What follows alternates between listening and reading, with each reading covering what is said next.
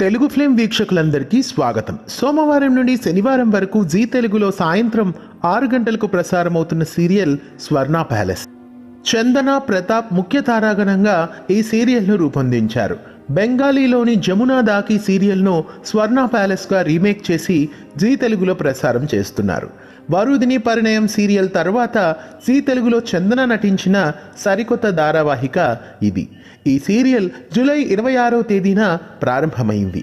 ఇక ఈ సీరియల్ ప్రసారమవుతున్న సమయంలో అంటే వచ్చే సోమవారం నుండి సాయంత్రం 6 గంటలకు కళ్యాణ వైభోగం సీరియల్ ప్రసారం కాబోతోంది.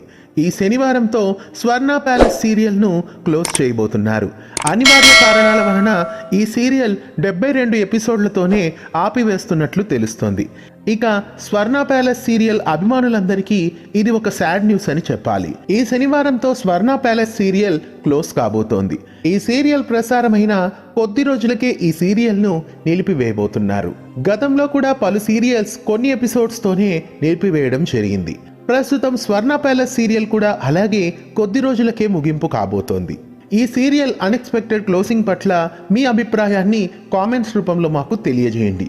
ఈ వీడియో మీకు నచ్చినట్లయితే లైక్ చేయండి. వీడియో కింద ఉన్న సబ్స్క్రైబ్ బటన్ని క్లిక్ చేయడంతో పాటు పక్కనే ఉన్న బెల్ ఐకాన్ని యాక్టివేట్ చేయండి.